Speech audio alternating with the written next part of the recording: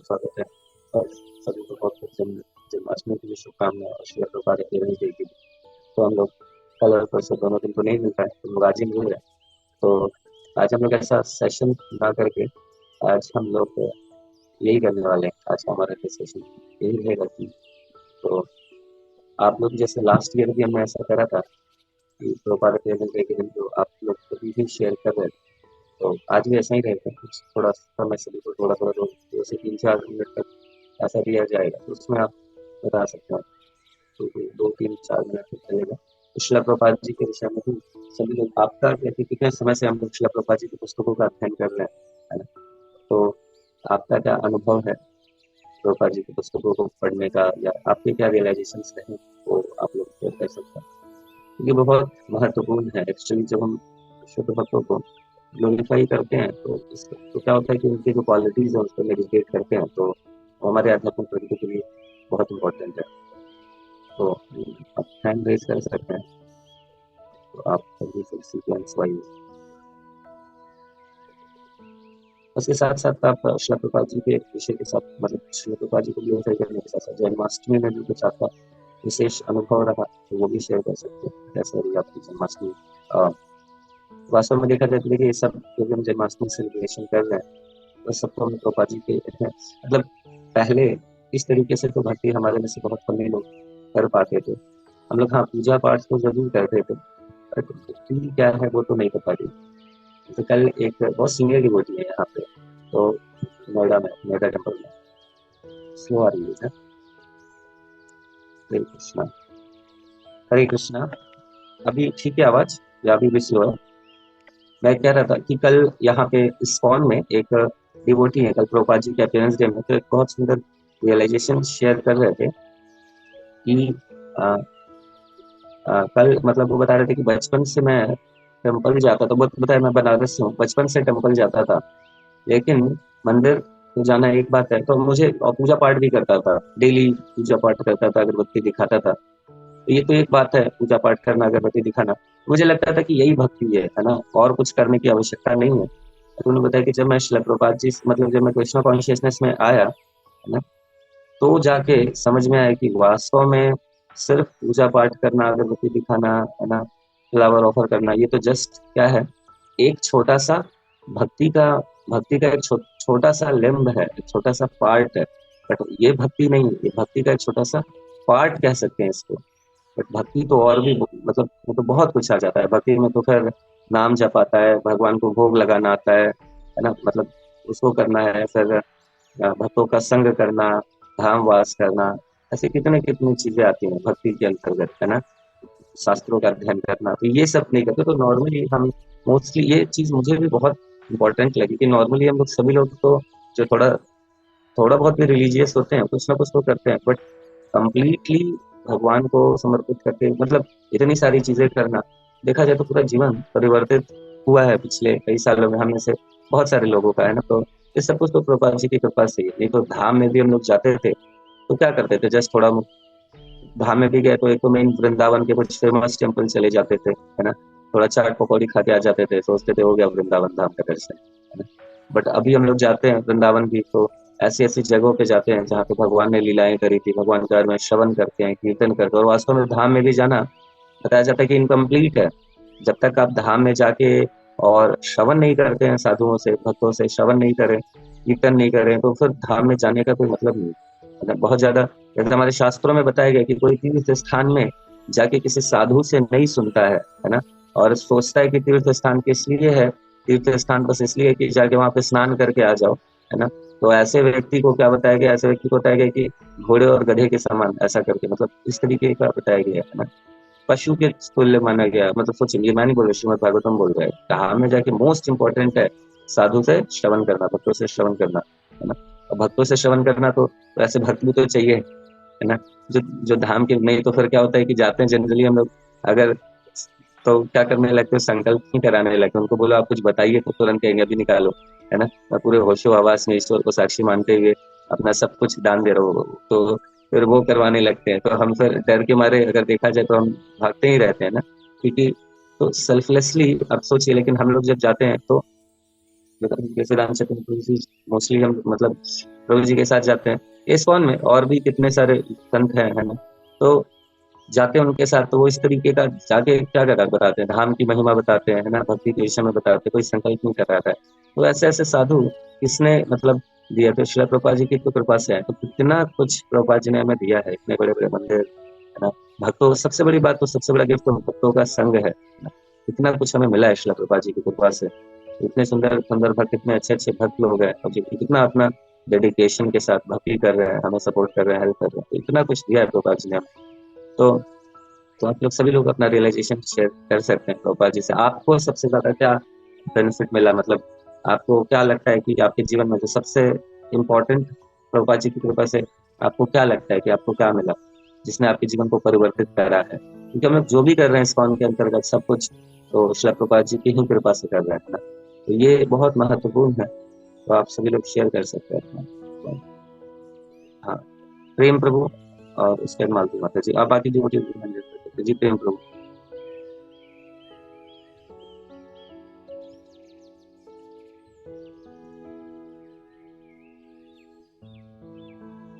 हरे हाँ कृष्णा ये प्रभु जी, दंड प्रणाम। हरे कृष्ण जय जय। हाँ, प्रभु जी, पहले तो जो है हम लोग जो है जस्ट ऐसे ही जो है मंदिर जाते थे, पूजा करते थे, और कुछ पता ही नहीं था कहने मतलब जिंदगी के बारे में। सिर्फ हमारा यही लक्ष्य था, खाना कमाना जो है। लेकिन मैं जो है सर्विस में था, तो मैं यही सोचता था कि मैं जो है रिटायर होने के बाद जो है ये सब चीज़ें जो है कुरान वगैरह हमने पढ़ा नहीं है, सब वेद वगैरह पढ़ा नहीं है, तो अब रिटायर होने के बाद यही सब पढ़ूंगा। तो यही हमारा लक्ष्य था। लेकिन कहने का मतलब कि रिटायर होने के पहले जो है मैं लास्ट ईयर जुलाई में जो है मैंने वेदांत चेतन प्रभु का जो है भगवत गीता क्लास जो है अटेंड किया, और उसके बाद से जो है मैं चेंज हो गया। और इसके पहले भी एक्चुअली मैं इस्कॉन जाता था, मंदिरों की तरह, जैसे कि और मंदिर में जाते हैं उस तरह से मैं जाता था। तो वहाँ सिर्फ भगवान के दर्शन करने के लिए जैसे कि जाते थे, और उसके बाद वापस आ जाते थे। प्रभुपाद जी की प्रतिमा भी वहां देखते थे, लेकिन हम कुछ ध्यान नहीं देते थे कि ये क्या है, ऐसे ही जैसे कोई साधु संत ऐसे जो और होते हैं उस तरह से होंगे ये, इस तरह से।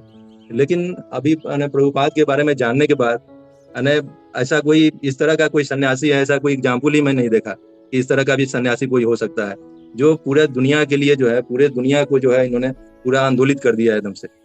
जो भी है इन्होंने जो कुछ भी किया, और ऐसा कहना मतलब कि मैंने कोई एग्जाम्पल देखा ही नहीं आज तक कि इस तरह का कोई सन्यासी है दुनिया में। बाकी प्रभुपाद जी का जो है इन्होंने तो कहने मतलब कि बहुत सारे पुस्तकें वगैरह इस तरह से लिखी है, और इनके पुस्तकें वगैरह पढ़ने के बाद जो है हम जो है माने कि बहुत कुछ जानकारियां हमें मिलती है। और पहले जैसे कि जो हमारा जो लक्ष्य था वो बिल्कुल बदल गया है कहने मतलब प्रभुपाद जी की पुस्तकें पढ़ने के बाद, कि अभी हमें क्या करना चाहिए। अभी जो भी हमारा हम जीवन बचा हुआ है, तो हम सोचते हैं कि हम कुछ कर रहे हैं कहने मतलब। पहले हमारा इतना जो पीछे का जीवन था ऐसे ही चला गया। और बाकी प्रभुपाद जी का कीर्तन वगैरह जो है, प्रभुपाद वगैरह कीर्तन तो बहुत हम सुनते हैं, लेकिन प्रभुपाद जी के जो कीर्तन में जो बातें हैं, मैं सोने के पहले 10 मिनट जरूर सुनता हूँ मिनिमम। और यदि मान लिया समय नहीं मिलता है तो 1-2 मिनट भी जरूर सुनता हूँ। तो इस तरह से प्रभुपाद जी ने हमारा जो है लाइफ ही बदल दिया है। जी प्रभु, हरे कृष्णा। हरि बोल। थैंक यू वेरी मच प्रभु जी, थैंक यू वेरी मच प्रभु। ये मालती माता जी।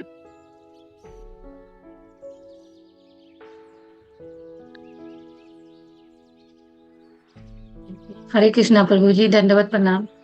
हरे कृष्णा। प्रभु जी, प्रभुपाद जी के वजह से हमें बहुत सुंदर भक्ति मिली और हमारे बच्चों को भक्ति मिली। प्रभुपाद जी की वजह से सारे संसार को भक्ति मिली और सबको बहुत सुंदर लगता है भक्ति करना, हमारे बच्चों को भी, हमको भी। और घर में सुख शांति रहती है प्रभु जी।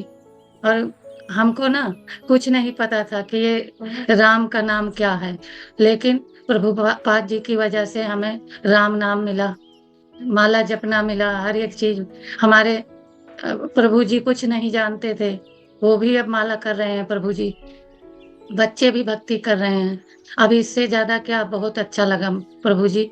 हरे कृष्णा, दंडवत प्रणाम। हरे कृष्णा धन्यवाद। थैंक यू वेरी मच मालती माता जी। जय जय सरस्वती माता जी। हरे कृष्ण प्रभु जी, दंडवत प्रणाम करेंगे। हरे मतलब कि मैं पहले इस्कॉन के टेम्पल के सामने से ना हस्बैंड के साथ बहुत बार हम निकलते थे, लेकिन कभी अंदर नहीं गए थे। और उनके जाने के बाद फिर एक दिन बेटी मतलब आई, उसने एक्सपो देखा, और उसी दिन नेक्स्ट सेम डे इस पहले दोनों बहन भाई गए थे, दोनों देख कर आए, तो एकदम से मतलब बहुत ज्यादा इंटरेस्ट हुआ। फिर मुझे ना उसी दिन स्कूल से वो तुरंत लगी, टाइमिंग नहीं पता था कि टेम्पल किस समय बंद होता है किस समय खुलता है, लेकिन वो तुरंत मुझे स्कूल से आके मतलब मुझे लगी, मैं ऐसी थी यूनिफॉर्म में, और वहां गए तो टेम्पल बंद हो चुका था। तो हम लोग वेट करते रहे टेम्पल का खुलने का, जब खुला तो फिर गए। मतलब देख के एक्सपो को देखने के बाद एकदम से मतलब ऐसे होता ना कि बिल्कुल चेंज आ गया। और बस तब से ना रेगुलर, पहले वो जाती थी बेटी ग्रुप से जुड़ी, फिर डायरेक्ट हमारी क्या हुई वृंदावन यात्रा, दोनों बहन भाई वृंदावन यात्रा पर गए। और मैं जाके क्या कह रही प्रभु जी को देखे, मुझे तो यहाँ सही नहीं लग रहा, पता है देखिए डायरेक्ट जो है यात्रा के लिए बोल रहे हैं, कुछ गड़बड़ अब वो हंसती, मम्मी ने क्या कहा था प्रभु जी को देखकर फिर मतलब मैंने कहा हम किसी को जानते नहीं, ऐसे कैसे चले जाओगे तुम यात्रा पे, किसी को जानते हैं क्या?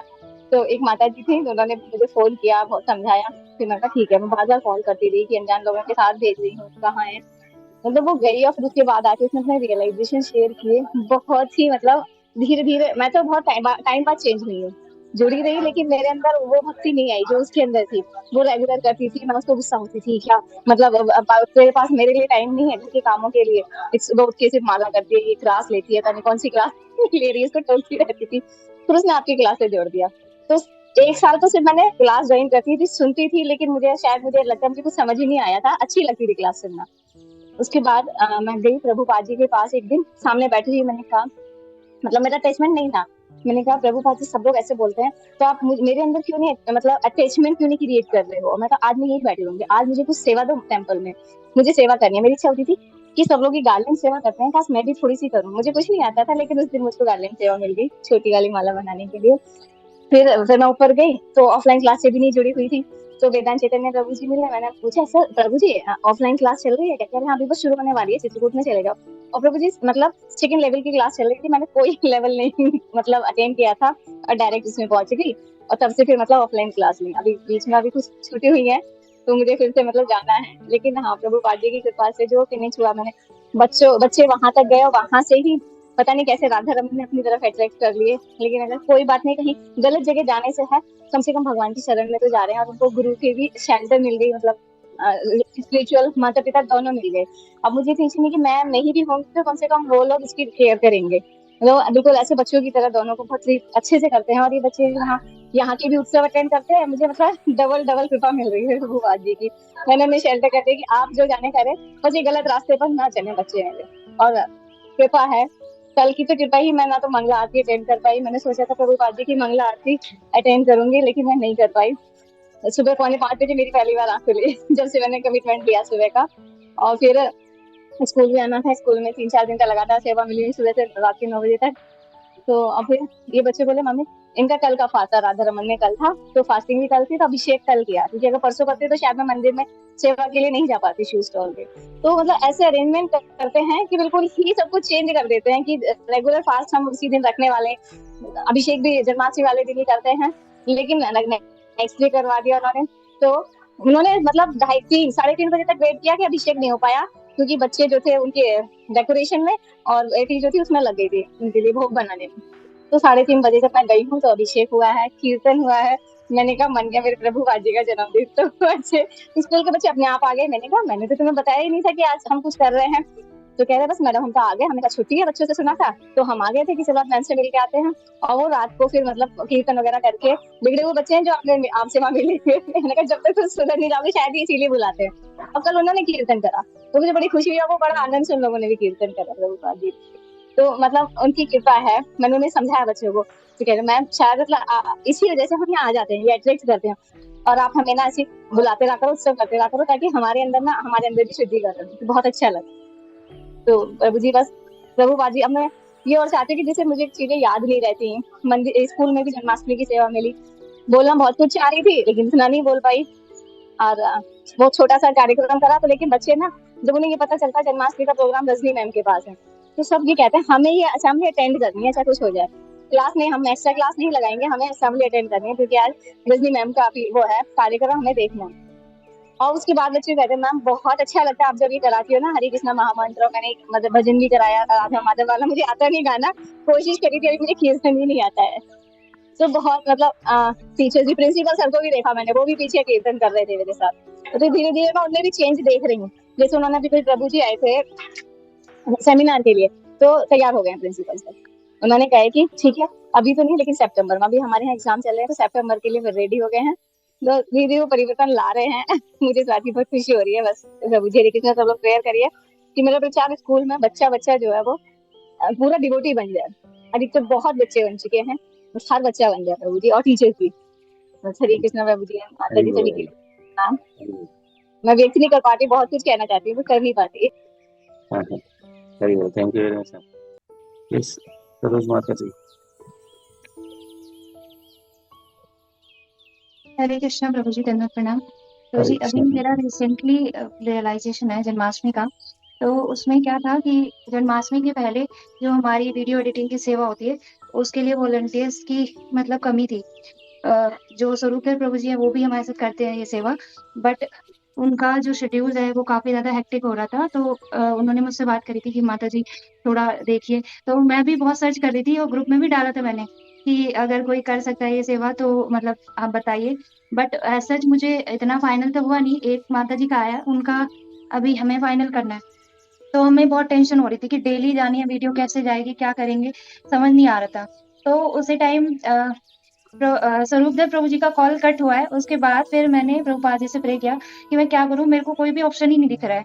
मैं ग्रुप में भी डाल रही हूँ तो मैं कहाँ से लेके आऊँ डिवोटी सेवा के लिए। तो ऐसा हो रहा था। बट क्या हुआ कि मैंने ये जो ग्रुप में डाला हुआ था उससे रिलेटेड कुछ डिवोटीज ने देखा होगा शायद। तो मैं जैसे ही जन्माष्टमी के लिए इस्कॉन नोएडा में एंटर किया मैंने, और जैसे ही वो शू स्टॉल के पंडाल में एंटर किया तो वहाँ पे फिर मुझे अंशिका माता जी मिले। और उन्होंने बोला कि माता जी हमारे पास ना 2 डिवोटीज़ हैं जिनको एडिटिंग आती है, और वो ना मतलब आपकी ये जो सेवा है ना ये अच्छे से कर सकते हैं, आप एक बार उनसे बात कर लीजिए। तो मैं गई, फिर मैंने उनसे बात-वात करी, उनकी एडिटिंग वगैरह देखी मैंने। तो मैंने उनसे बात करके बोला कि ठीक है, जन्माष्टमी के बाद फिर आप लोग मतलब ऐसा करके स्टार्ट कर सकते हो, और एक बार डेमो वगैरह देके। तो मतलब प्रभु जी मतलब यही है कि मुझे बिल्कुल भी आइडिया ही नहीं था कि कहाँ से मैं लेके आऊँ डिवोटी। और एकदम से निराली की तबीयत खराब हो गई, वरना फिर वो संभाल लेती थी बैकएंड में, कि वीडियो एडिटिंग का जो भी होता था लास्ट में वो संभाल लेती थी। बट अभी ऐसा हो गया कि उसकी तबीयत इतनी खराब थी कि हो ही नहीं पा रहा था। तो लेकिन प्रभुपाद जी से मैंने प्रे किया तो प्रभुपाद जी ने उसको अरेंज किया, और सीधा जन्माष्टमी के दिन ही मुझे वो दिया। तो उस टाइम पे मुझे इतनी खुशी हुई कि मतलब मैंने तब प्रे किया था और प्रभुपाद जी ने आज के लिए रखा था कि नहीं, आज तुम्हें खुशखबरी मिलेगी। तो ये मेरे लिए बहुत बड़ा रियलाइज़ेशन है। और एक रियलाइज़ेशन प्रभु जी आपसे रिलेटेड है। जब आप पापा से मिले थे, तो उस टाइम पे भी ये था कि मुझे कुछ चीज़ें आपको बतानी थी पापा से रिगार्डिंग, कि प्रभु जी आप ये पॉइंट भी बोलना पापा को, कि ताकि मतलब मुझे ये चाहिए था कि वो पॉइंट आप पे आप बोलो पापा को, ताकि उनको थोड़ा समझ में आए वो चीज़ें। तो बट पता नहीं क्या हुआ, मेरे माइंड से वो चीज़ निकल गई, और फिर जब नेक्स्ट डे आप आए, तो उस दिन मुझे याद आया कि अरे मुझे तो ये चीज़ें बतानी थी प्रभु जी को, पर मैं तो बता ही नहीं पाई। बट जब प्रभु जी आप बोलने लगे, तो जो-जो पॉइंट मुझे बुलवाना था आपसे, आप वही-वही बोल रहे थे। मुझे समझ नहीं आया ये कैसे हुआ? मैं मतलब मैंने इतना इंटेंसली प्रे भी नहीं किया, मैंने बस यही बोला कि प्रभुपाद जी मेरे को जो-जो बुलवाना था ना प्रभु जी से, मैं वो कैसे करूँ, कि क्योंकि मुझे ये बोलना था कि पापा पता नहीं अब अगली बार कब आए टेम्पल, बट ये पॉइंट्स मुझे चाहिए थे कि पापा के माइंड में थोड़ा क्लियर हो। बट वही-वही चीज़ें आप बोल रहे थे, तो मैं सच्ची माता जी से बोल भी रही थी कि प्रभु जी को कैसे पता है ये सारी चीज़ें? ये तो मैंने बताई भी नहीं है। तो ये है प्रभु जी, पता नहीं क्या कनेक्शन है प्रभुपाद जी का, कैसे वो समझ लेते हैं। और इवन कई बार हम बोलते भी नहीं है तो भी वो मतलब समझ लेते हैं ये सारी चीज़ें। तो मेरी तो साधना जो भी है, और जो भी मैं सुबह उठ भी पाती हूँ, नहीं भी उठ पाती हूँ, तो प्रभुपाद जी अलार्म क्लॉक है मेरे, वही सुबह उठाते हैं मुझे। उनको उनसे अगर प्रे किए बिना अगर मैं लेट गई तो मैं सुबह उठ नहीं पाती हूँ। तो मेरे लिए तो प्रभुपाद जी सब कुछ है। उनके बिना मुझे नहीं लगता मैं भक्ति कर पाऊँगी या कुछ भी कर पाऊँ। तो हरे कृष्ण प्रभु जी, धन्यवाद, प्रणाम। Hare Krishna. Thank you very much माता जी। सरोज माता जी बाकी डिवोटीज के साथ मिलकर बहुत सुंदर तरीके से आप जो स्पॉटिफाई वगैरह पे भी आप लोग देखते हैं, रिकॉर्डिंग वगैरह अपलोड करना, तो सच में बड़ा पेनफुल और थैंकलेस टास्क है, सेल्फलेस सर्विस है बिल्कुल, क्योंकि बहुत डिफिकल्ट होता है। मैं समझ सकता हूँ ये जो एडिटिंग और ये सारा अपलोड करने वाला सेवा, इसमें हमें सिर्फ सिर्फ एंग्जाइटी और टेंशन ही मिलती है और कुछ नहीं मिलता है। तो मतलब क्योंकि हम बहुत पेनफुल सेवा है, मैं बिल्कुल समझ सकता हूँ कि सेवा को कंटिन्यू करना इतने लंबे समय तक आप लोग कर रहे हैं, तो कई सारे जैसे बनते हैं चैनल्स वगैरह ये सारी चीज़ें, बट वो टिक नहीं पाती हैं, क्योंकि वही है कि कुछ लोग चाहिए जो सेल्फलेसली सर्व कर सके, क्योंकि कुछ भी नहीं मिलता है इसमें ना, सिर्फ एंग्जाइटी मिल रही है। इतने समय तक आप कर पा रही है इतना एंग्जाइटी लेके भी, तो वो बड़ी बात है। तो ये एंग्जाइटी लेना ही वास्तव में हमारे लिए भक्ति में बहुत इम्पोर्टेंट है, सेवाओं के लिए एंग्जाइटी लेना। क्योंकि प्रॉब्लम ये है ना कि हम अगर भक्ति के लिए, सेवाओं के लिए एंग्जाइटी नहीं लेंगे तो किसी न किसी चीज के लिए तो लेंगे ही, क्योंकि मनुष्य शरीर में ना, इस भौतिक जगत में। तो श्रील प्रभुपाद जी ये बात बताते थे कि दो ही ऑप्शन है, या तो खुद के लिए एंग्जाइटी लो या तो भगवान के लिए एंग्जाइटी लो, सेवाओं के लिए एंग्जाइटी लो, भगवान की सेवाओं के लिए। उसके लिए नहीं लोगे तो अपने जीवन की में एंग्जाइटी में रहोगे, अलग अलग चीजों की। यदि हम सभी ने अनुभव किया होगा कि भक्ति में आने के पहले हम कितनी 50 चीजों के लिए हमेशा एंग्जाइटी में रहते थे, ये कैसे होगा, वो कैसे होगा, ऐसा कैसे, वैसा कैसे। बट अभी क्या है, हम आराम से भक्ति करते हैं। हाँ, भक्ति सेवा में कुछ होता है तो हमेशा एंग्जाइटी में रहते हैं लेकिन ये एंग्जाइटी हमें दुख नहीं देती है, ये हमें ट्रांसेंडेंटल ब्लिस देती है। अभी भी था जन्माष्टमी का, हमने सारा, हमारा भी ऐसा अनुभव था स्वरूप माता जी की, हमने भी जन्माष्टमी में बड़ा बड़ा पंडाल सबको कर दिया क्योंकि बारिश होने वाली थी, और लगभग कलेक्शन उसका 40% भी नहीं था। 2-3 दिन पहले, ये 2-3 दिन पहले जितना टेंट का खर्चा था ना, उतना भी डोनेशन नहीं आया था, बाकी तो छोड़ ही दीजिए तो जितना टेंट का, तो 2 दिन पहले की ये स्थिति है। बट हमने भी वही करा माता जी, हमने भी श्री प्रभुपाद जी को प्रार्थना करा, एंड फिर जो खर्च हुआ, लास्ट ईयर भी नॉर्मल पंडाल था, जितना खर्च हुआ था उतना डोनेशन आ गया था, एकदम बिल्कुल कट टू कट हुआ था। इस बार भी वैसा ही हुआ। इस बार हमारा, इस बार चूंकि लोग ज्यादा आए थे तो ग्रेट नोएडा वैष्णो देवी में सेलिब्रेशन करा, तो हमारा एक्सपेंडिचर भी, लोग भी डबल आए थे, एक्सपेंडिचर भी डबल हुआ। तो भगवान ने 2 दिन पहले तक तो हालत हरी बोली चल रही थी, मैंने सोचा भी क्या होगा, लेकिन एग्जैक्टली तो जन्माष्टमी के 1 दिन पहले भगवान ने फिर सारा अरेंज करा प्रभुपाद जी, और फिर जन्माष्टमी के दिन तक वो बिल्कुल बराबर हो गया। तो ये एक बहुत विशेष अनुभव है। तो ये है कि हमारे बेसिकली हम जब प्रार्थना करते हैं ना आचार्य जी, कई भक्तों का अनुभव है, जब हम सेल्फलेसली सेवाओं के लिए श्रील प्रभुपाद जी को प्रे करते हैं, एक वर्ड बहुत एकदम बोल्ड एंड हाईलाइटेड है, वो क्या है, सेल्फलेसली भगवान की सेवाओं के लिए जब हम प्रभुपाद जी से प्रार्थना करते हैं, तो आप देखेंगे कि 100% रेसिप्रोकेशन मिलेगा, है ना। तो वही है, क्योंकि हमारा जो गैप है ना, जैसे पिताजी थोड़ा स्ट्रिक्ट होते हैं ना, तो बट माता जी थोड़ी सी, माताएं जो मदर हैं वो थोड़ा अगर कुछ कमी भी होती है ना, तो उसमें वो बीच में अपना कृपा डाल देती है, तो माँ का स्वभाव होता है। उसी तरह भगवान का जो स्वभाव है, राधा रानी बहुत दयालु है, कुछ भी मतलब हम लोग गड़बड़ करते रहते हैं, राधा रानी कर देती है। फिर वही राधा रानी बताते, तो राधा रानी से भी और दयालु है चैतन्य महाप्रभु, है ना, उनसे भी दयालु है नित्यानंद प्रभु। तो नित्यानंद प्रभु क्या है, नित्यानंद प्रभु वही आदि गुरु है, नित्यानंद प्रभु बलराम जी, लोग आदि गुरु है। गुरु जो तत्व है वो क्या है कि वो और दयालु होते हैं, वो फिर और रिकमेंडेशन दे के, ना, अरे ठीक है जैसा भी है भगवान करने का प्रयास तो कर रहा है। तो इस तरीके से तो और फर्दर जो गैप ऑफ हमारी एफर्ट्स में और भगवान की कृपा पाने के लिए जो क्राइटेरिया है, इसके बीच का जो गैप होता है, उसको फिर हमारे गुरु परंपरा भरती है। जैसे किसी व्यक्ति ने, मतलब श्रील प्रभुपाद जी ने एक बार बोला था कि आप जब तक 100% शुद्ध नहीं होगे, प्योर नहीं होगे, तब तक आप भगवत धाम नहीं जा सकते हो। तो किसी ने बोला कि, तो मतलब सब फिर बाकी लोग बड़े दुखी हो गए बेसिकली कि 100% शुद्ध तो फिर इस जन्म में पता नहीं क्या ही हो पाएंगे। तो फिर प्रभुपाद जी ने देखा कि सबका चेहरा उतर गया है, तो प्रभुपाद जी बोले ओके 90% अगर शुद्ध हो जाओगे तब भी आप भगवत धाम चले जाओगे। तो फिर सब थोड़ा सा वैसे हो गया कि 90% भी तो नहीं हो पाएगा। फिर बोले अच्छा ठीक है 80% ऐसा करके, तो भी थोड़ा सा खुश हुए, बट उतना नहीं। तो प्रभुपाद जी बोले 75%, not less than that. Prabhupada ji बोले अगर आप 75% तक भी इस जन्म में प्योर हो जाते हो ना, तो मैं आपको भगवत धाम लेके जाऊंगा, गारंटी है। ये कितनी विशेष बात है ना। तो और हम लोग देख सकते हैं कि हमारी सेवाओं में किसी तरह, ऐसा नहीं कि प्रभुपाद जी बोलने के लिए बोल दिया, हम अपने सेवाओं को लेके, साधना को लेके भी ना, अगर 75% तक भी सीरियस हो जाते हैं, तो 25% की जो कृपा प्रभुपाद जी देते हैं। कितनी बार ऐसा रजिस्ट्रेशन होता है, जैसे डिवोटी रजिस्ट्रेशन करते हैं तो उसमें भी ऐसा अनुभव है ना, कि जब वो कर रहे होते हैं नहीं होता है। तो जब जैसे भी कई साल पहले अभी डिस्कवर योरसेल्फ का रजिस्ट्रेशन कर रहे थे, तो असीम गोविंद प्रभु, आप जानते होंगे उनको, तो मतलब उनको सारी रिस्पॉन्सिबिलिटी थी उनको रजिस्ट्रेशन की, तो बेचारे कर रहे थे अपना सारा, कार्तिक महीना था, अपना मतलब वो दीपदान वगैरह कॉम्प्रोमाइज करके रजिस्ट्रेशन कर रहे थे, हो ही नहीं रहा था रजिस्ट्रेशन। तो फिर उन्होंने बहुत फिर मेरे से पूछे कि प्रभु जी बिल्कुल रजिस्ट्रेशन नहीं हो रहा है, अभी क्या करें, 2 दिन बीत गया है। तो मतलब मैं खुद अपने सब कुछ छोड़ के यहाँ पे बैठ के रजिस्ट्रेशन करो, कोई कर ही नहीं रहे।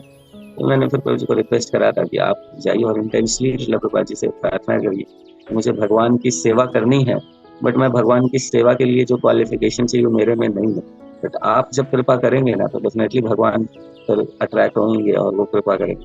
तो ऐसा जब उन्होंने इंटेंशनली प्रार्थना करी, तो आप सोचिए कि उस समय ना डिस्कवर योरसेल्फ का 200 रुपीज रजिस्ट्रेशन चार्जेस था, और नॉर्मल फ्री में लोग नहीं करते हैं, बट हम लोग इसलिए उसको चार्ज उस साल रखे थे ताकि ये देखने के लिए कि जो थोड़ा सीरियस लोग हैं वो आए, रेदर देन कई बार होता है कि 200 रजिस्ट्रेशन हो जाता है, प्रसाद सबके लिए बना दिया, आते कोई नहीं है, इसलिए हमने उस बार सोचा कि चलो ये करके देखते हैं। तो फिर ये रहा कि तो फिर उस दिन उनके 50 रजिस्ट्रेशन हो गए, मतलब सोचे कहा एक दो भी नहीं हो रहा, 50 हुआ। तो उसके बाद फिर उन्होंने मतलब उस दिन तक एकदम विशेष हृदय से प्रार्थना करी थी, उसका रिजल्ट उनको इमीडिएटली मिला। वैसे कई सारे अनुभव हैं भक्तों के। ये शैली माता जी। हरे कृष्णा प्रभु जी, दंडवत प्रणाम। हरे कृष्ण। प्रभु जी, जैसे प्रभुपाद जी के विषय में कल भी वेदांत प्रभु जी के सेशन में भी डिस्कशंस हो रहे थे, तो मैं ना एक बात भूल गई थी बोलना। तो मुझे जैसे हमने बचपन में ना एक वो दोहा पढ़ा था कि गुरु गोविंद दो मिले काके लागू पाए, बलिहारी गुरु आपके गोविंद दियो मिलाए। तो बचपन से ना मुझे कभी समझ नहीं आया वो कौन गुरु हैं जो मुझे गोविंद से मिलाएंगे। मतलब हम लोग माँ बाप भी गुरु होते हैं हमारे, वही हमें थोड़ा बहुत पूजा पाठ थोड़ा सिखाते हैं ना, तो वही हमेशा था कि कोई आइडियल गुरु नहीं थे कि। और प्रभुपाद जी को जब अभी थोड़ा बहुत ही हम लोग जान पाए हैं, तो उनको जानने के लिए भी आप, मतलब मेरे पहले गुरु तो प्रभु जी आप ही हैं, फिर आपके थ्रू मैं वेदांत प्रभु जी को जान पाई, तो वो भी गुरु हैं हमारे और बहुत हम्बल हैं। उनके थ्रू लोकनाथ प्रभु जी महाराज जी हैं और जय पताका महाराज जी हैं, जो ये गुरु परंपरा है, आप भी सबके थ्रू ना हम लोग प्रभुपाद जी को जान पा रहे हैं। तो सारे जो गुरु है ना, ये गुरु परंपरा ही है जिसकी वजह से हम कृष्णा को जान पा रहे हैं। नहीं तो हमने कभी बचपन से या माँ बाप के डांटने पे भी कभी श्रीमद् भगवत गीता तो बिल्कुल नहीं उठाई, ना ही उसको समझने का प्रयास किया। तो अभी भी हम लोग प्रयास ही कर रहे हैं, और वो प्रयास भी थोड़ा बहुत इसीलिए हम लोग कर पा रहे हैं क्योंकि आप जैसे गुरु हम लोग की लाइफ में प्रभुपाद जी की कृपा से और भगवान जी की कृपा से हम लोग को आप लोग मिले। तो प्रभुपाद जी के विषय में अगर मैं सोचती हूँ ना, तो मुझे ये लगता है कि he was not a normal human. मतलब वो कोई आम इंसान तो बिल्कुल भी नहीं है। वो उन्होंने जो भी कुछ किया है इतने काम एटीट्यूड से कि मतलब उनको कभी भी ना किसी भी टॉपिक में हम जब भी उनके बारे में कुछ पढ़ते हैं ना, तो कुछ विचलित नहीं हुए हैं वो लाइफ में कभी भी। मतलब जो भी उनके बारे में अभी तक मैं जान पाई हूँ, चाहे उन्होंने भारत को छोड़ के विदेश यात्रा पे जाने का जो उनके गुरु ने जो आदेश दिया था ना, उन्होंने, मतलब हम लोग अगर घर से बाहर निकलने में भी सोचेंगे कि कहीं बाहर जा रहे हैं तो ये सामान रखना है, पैकिंग करेंगे, पता नहीं वहाँ पे क्या कंडीशन होगी। अभी गूगल आ गया तो हम लोग मतलब नेट पे सर्च करके टेम्परेचर भी देख के जाते हैं। वो उस टाइम में प्रभुपाद जी ने इतना बड़ा स्टेप लिया था ना कि मुझे विदेश जाना है, जहाँ पे कि अगर अभी भी हम विदेश जाने का सोचते हैं ना, हम सोचते हैं यार वहाँ तो ना वेजिटेरियन खाना तो मिलेगा ही नहीं, तो हम खाना भी साथ में थोड़ा बहुत लेके जाते हैं। उन्होंने अपने साथ कुछ भी नहीं लिया था, इवन जो कपड़े होते हैं वो भी टेम्परेचर के हिसाब से, उनके पास कुछ भी नहीं थे, ना खाना था, ना उनके पास पैसे थे, ना उनको वहाँ पे कोई फ्रेंड या कुलीग कोई जानने वाला था, और उनके पास एक मिशन था। And he was so devoted कि उनके गुरु ने बस उनको इंस्ट्रक्शन दी थी कि आपको जाके कृष्ण जी के बारे में प्रचार और एक्सपेंशन करना है। वो एक एम्बिशन लेके चले थे। हम लोग की लाइफ में तो प्रभु जी कोई एम्बिशन है ही नहीं और अभी तो हम काफी टाइम से प्रभुपाद जी को, कृष्णा जी के बारे में हम समझने की कोशिश कर रहे हैं, तब भी हम अनएम्बिशियस ही हैं। मतलब अभी भी हम लोग अपना गोल डिफाइन नहीं करते हैं कि हाँ हमें भगवत धाम जाना है तो हमें ये चीज तो करनी ही करनी है। अभी भी हम लोग की माला गड़बड़ होती है, अभी भी हम लोग ढंग से मतलब अपनी दिनचर्या उस हिसाब से नहीं बना पाते। तो प्रभुपाद जी ने सब कुछ छोड़ के ना, वो मतलब एक सेंटर, मतलब जैसे होता है ना हम लोग अपने आप को स्टेबल नहीं कर पाते, प्रभुपाद जी ने अपने अंदर इतना स्ट्रेंथ और स्टेबिलिटी थी ना उनके अंदर कि वो फर्म थे बहुत ज्यादा कि मुझे मेरी लाइफ का यही एम्बिशन है, वॉट एवर हैपन्स और whatever comes in front of me, I don't have to hesitate. मतलब वो बिल्कुल भी विचलित नहीं हुए कि 2 लोग मिलेंगे 10 लोग मिलेंगे, कोई बात सुन रहा है नहीं सुन रहा है, बस वो एम्बिशन लेके ही, मतलब he was such kind of a personality. तो मैं तो अभी बहुत ज़्यादा प्रभुपाद जी को बहुत ज़्यादा दिन भर तो नहीं याद करती, क्योंकि हम अभी तो हमारा गोल कृष्णा कॉन्शियस बनना होता है ना। तो बट थैंकफुलनेस और ग्रेटफुलनेस हमेशा रहती है कि हाँ, प्रभुपाद जी ने ये लाइफ में मतलब हमें कृष्णा के बारे में बता दिया कि हम उनके थ्रू कृष्णा को जान पा रहे हैं। नहीं तो हम बाकी जैसे भगवान जी हैं, शिव जी हैं, दुर्गा जी हैं, हम तो उन्हीं की पूजा भक्ति कर रहे थे थोड़ा बहुत। तो हम लोग डेविएटेड थे, बहुत ज्यादा डिस्ट्रैक्टेड और डेविएटेड ना, बहुत अलग अलग डायरेक्शन में भाग रहे थे इधर उधर। अभी भी भाग रहे हैं बहुत सारी चीजों में, तो लाइफ की प्रॉब्लम्स में, फ्यूचर बनाने में। प्रभुपाद जी ने नहीं सोचा कि क्या होगा फ्यूचर में, कोई मतलब प्लानिंग नहीं थी कि मतलब मुझे ये सब जुटाना है। वो तो सब कुछ छोड़ छाड़ के बस एक एम्बिशन लेके चले थे। और उन्होंने जो ये गुरु परंपरा बनाई है ना, उनकी वजह से इस्कॉन की तरह और कोई गुरु परंपरा नहीं है। मतलब ISKCON is not just a temple, मतलब वो कृष्ण मंदिर नहीं है, वो प्रभुपाद जी का ही एक इंस्टीट्यूशन है जहाँ पे बहुत सारे लोग स्पिरिचुअल एजुकेशन ले रहे हैं, जो कि शायद इंडिया में और किसी भी स्कूल या कॉलेज या किसी टेम्पल में नहीं मिलती स्पिरिचुअल एजुकेशन ना, जो हम बोलते हैं कि गुरुकुल होना चाहिए। तो मैं कल रात को भी यही सोच रही थी, काश कि ऐसा हो जाए कि हर स्कूल में at least once in a month या वंस इन अ वीक हम लोग प्रभुपाद जी का ये जो सेशंस होते हैं वहां पे भी चला पाए, क्योंकि ये नॉलेज अभी तो हम लोग तक ही लिमिटेड हो रही है, जो डिवोटीज जुड़ पा रहे हैं। लेकिन हम लोग तो उस एज में मतलब ये सब जान पा रहे हैं जब आधी उससे ज्यादा हमारी एज निकल चुकी है। लेकिन अगर हमारा बेस फाउंडेशन स्ट्रांग हो जाए ना प्रभु जी, तो उन तक ये नॉलेज पहुंचानी बहुत बहुत ज्यादा जरूरी है। जैसे प्रभुपाद जी भी बोलते हैं कि Krishna consciousness is an urgency, तो literally this is an urgency. क्योंकि अभी थोड़े ही दिन पहले ना मैं बहुत ज्यादा मतलब मेरा मन बहुत ज्यादा परेशान हो गया था, जो अभी बंगाल में जो अभी डॉक्टर वाला केस हुआ है उसको सुन के। और उसको एक इंसिडेंट नहीं है प्रभु जी, ऐसे बहुत सारे इंसिडेंट्स होते रहते हैं। एंड लगता है कि कलयुग अभी अगर जस्ट स्टार्टिंग स्टेज है, तो आगे क्या होगा। तो लगता है कि अगर हम अपनी यूथ को किसी तरह इस चीज की नॉलेज दे पाए ना, वो बहुत ज्यादा भटक चुका है, बहुत हद से ज्यादा। हमारा जो यूथ है, जो हमारे बच्चे हैं ना, बहुत ज्यादा मिसगाइडेड हो चुके हैं। उनको प्रभुपाद जी की किसी तरह कृपा मिल जाए। मैं बस रात को यही सोच रही थी कि प्रभुपाद जी हम पे आपने जितनी कृपा करी है ना, उससे भी बहुत बहुत मतलब मल्टीप्लाई करके कृपा आप उन बच्चों पे कर दीजिए जो भारत का भविष्य बनने वाले हैं। और उनको ये सही डायरेक्शन मिल जाए ना, तो भारत का सच में भविष्य बदल जाएगा और ये सब चीजें होनी बंद हो जाएंगी। तो मेरी प्रभुपाद जी से तो यही प्रेयर है। और मैं कोशिश करूंगी कि मैं प्रभुपाद जी को और ज्यादा अच्छे से समझ पाऊं, उनके लिए और ज्यादा मेरे मन में ना ग्रैटिट्यूड हर दिन आए।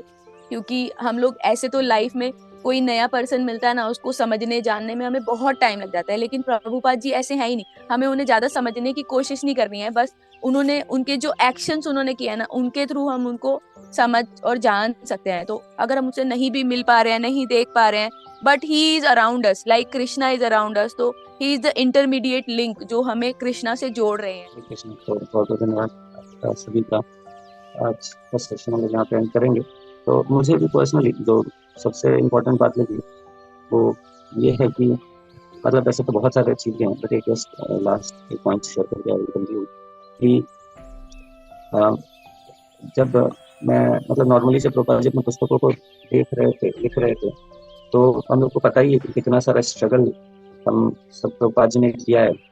कई बार प्रभुपाद जी के पास पैसे नहीं होते थे, तो उस पैसे को बचाने के लिए कई कई किलोमीटर प्रभुपाद जी पैदल चलते थे। बस नहीं लेते थे, 50 पैसा बचा सके और जो पैसा बचे उससे बुक्स लिख सके।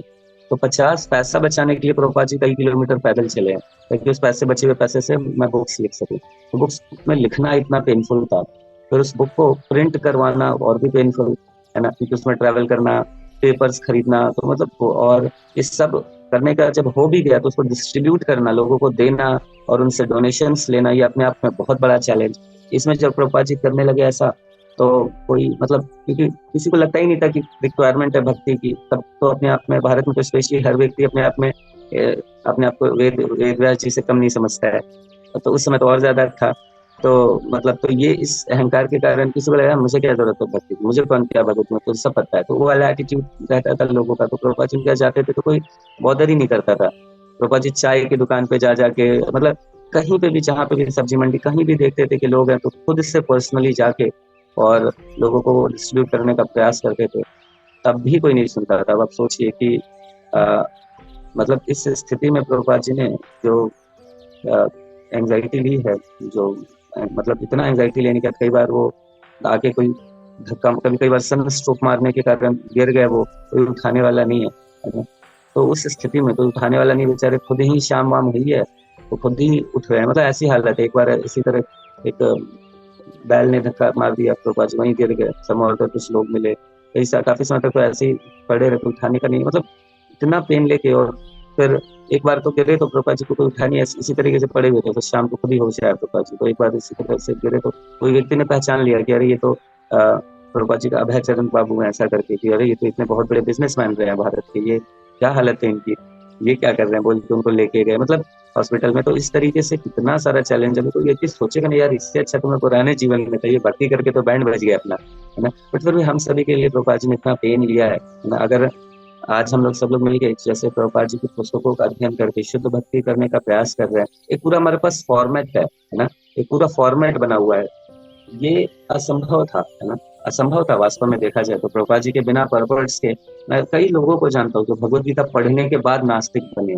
तो किस तरीके से भगवत गीता के ऐसे ऐसे ट्रांसलेशन है कि कोई व्यक्ति पढ़े तो उसको भगवान निराकार लगेंगे, या फिर लगेंगे कि वो भगवान नहीं है, ये है वो है, वो भगवान नहीं बोले कुछ और बोले। तो भगवत गीता को सच में मुझे पहले, क्योंकि मेरा सौभाग्य रहा कि मैंने पहले प्रभुपाद जी की भगवत गीता यथारूप पढ़ी, तो मुझे तो ऐसा कंफ्यूजन नहीं हुआ। लेकिन उसके मतलब बहुत सारे लोग जिन्होंने पढ़ा है वो अपना रियलाइजेशन शेयर करते हैं कि हम लोग बिल्कुल नास्तिक टाइप के हो गए थे। कई सारी भगवत गीता के ऐसे एडिशन है कि समझ में नहीं आता था ये हो क्या रहा है, कुछ थोड़ा मोड़ा इंपॉर्टेंट लाइन कुछ श्लोका समझ में आया, बाकी चीजें बिल्कुल समझ में नहीं है, और उल्टा पुल्टा ही समझ में आया। प्रभुपाद जी ने इतनी क्लैरिटी से चीजों को समझाई है, ये बुक्स के माध्यम से हम सभी के पास एक क्लैरिटी है, एक वे है भगवान को समझने का, प्राप्त करने का। ये ग्रेटफुलनेस तो हमेशा हमारे हृदय में रहना चाहिए। और जब मैं वृंदावन गया था कुछ साल पहले, तो वहां पर मैंने लेटर्स देखे जो श्रील प्रभुपाद जी ने भारतीय गवर्नमेंट को लिखे, क्योंकि जब ये चल रहा था ये सारी चीजें, इस समय पर प्रभुपाद जी मतलब फिर क्या हो कि गवर्नमेंट के भरोसे वर्ल्ड वॉर वगैरह का जो के कारण उस टाइम पे पेपर्स वगैरह का बड़ा शॉर्टेज हो गया था। तो फिर उस प्रभुपाद जी ने कई सारे लेटर्स लिखे थे इंडियन गवर्नमेंट को कि उनके बुक प्रिंटिंग को बंद ना किया जाए, क्योंकि उनके भी रोक लगा दी गई थी। तो मैंने सोचा कि मतलब सोचिए हम लोग थोड़ी बहुत भक्ति करते हैं और उसमें भी अगर कुछ इशू आता है तो फिर हम लोग क्या करते हैं, तुरंत वो मतलब हमें लगता है चाहते ही नहीं है भगवान की हम भक्ति करें, तो हम अपने भक्ति के लिए भी एफर्ट नहीं डालते। बट श्रील प्रभुपाद जी ने हम सभी की भक्ति के लिए कितना एफर्ट डाला है ना, उसका 5% भी हम अपनी भक्ति के लिए डाल दे तो हम शुद्ध भक्त बन सकते हैं। जितना प्रभुपाद जी ने हमारे लिए जितना एफर्ट डाला है ना, उतना उसका अगर 10% हम अपने लिए डाल दे तो हम शुद्ध भक्त बन सकते हैं। ठीक है, इसी के साथ मैं आपका सेशन एंड करता हूँ। बहुत समझ लीजिए। हरे कृष्णा। हरि नाम प्रभु की जय, श्रील प्रभुपाद की जय, अनंत कोटि वैष्णव की जय, मिठाई और प्रेमानंद।